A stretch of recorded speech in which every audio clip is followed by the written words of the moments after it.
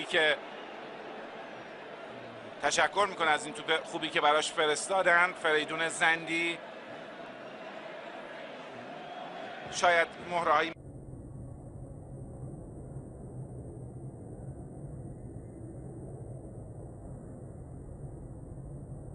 مثل میلاد میداودی، حتی آندرانیک تیموریان اگه شرایط بازی رو واقعا پیدا کرده باشه که اسمش رو نیمکت نشینا رد شده، و گوران بیرکوویچ ذخیره‌ای که معمولا میاد به بازی، علی خسیف،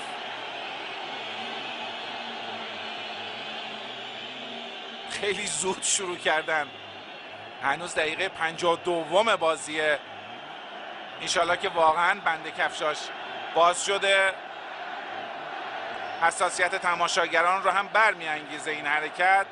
هنوز خیلی مونده. علی